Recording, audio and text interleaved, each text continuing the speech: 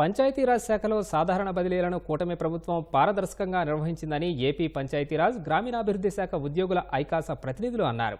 40,000 మంది ఉద్యోగులు ఉన్న పంచాయతీరాజ్ శాఖలో విమర్శలకు తావు లేకుండా బదిలీలు చేశారని వారు కొనియాడారు. ఒకే రోజు 13,326 గ్రామ సభలు నిర్వహించడం సాధారణ విషయం కాదన్నారు.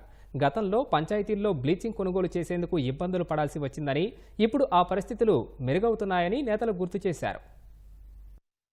మీ గ్రామానికి అవసరమైన ప్రణాళిక ఏది ముఖ్యమో ఏది అనేది మీరే నిర్ణయించుకోండి. దాని ప్రకారమే మేము ఇచ్చిన నిధులతో కార్యాచరణ చేసి అభివృద్ధి చేసుకోండి అని చెప్పి తెలియజేశారు.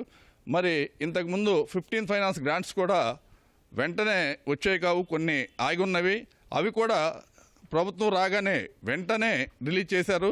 ఇంతకుముందు పెండింగ్ ఉన్నాయి కూడా వెంటనే రిలీజ్ చేస్తున్నారు. ఇమీడియట్గా వచ్చేసి గ్రామ పంచాయతీల అభివృద్ధికి ఈ నిధులన్నీ తోడ్పడి అభివృద్ధి చెందుతాయని తెలియజేస్తున్నాం. ఈ శాఖలో బదిలీలు చేపట్టడం అంటే చాలా సంక్లిష్టంతో కూడుకున్న ప్రక్రియ. మరి అటువంటిది ఈ దఫా మరి ఎటువంటి సిఫార్సులు కానీ ఒత్తిళ్లు లేకుండా మరి పదవులు ఉద్యోగాలు ఇచ్చినందుకు మరి మేము కూడా క్షేత్రస్థాయిలో కష్టపడి పనిచేసి, సమర్థతతో పనిచేసి, నిబద్ధతతో పనిచేసి ప్రభుత్వ కార్యక్రమాలన్నీ కూడా మరి సజావుగా ముందుకు తీసుకెళ్ళడానికి సాయశక్తుల ప్రయత్నం చేస్తామని తెలియజేస్తా ఉన్నాం.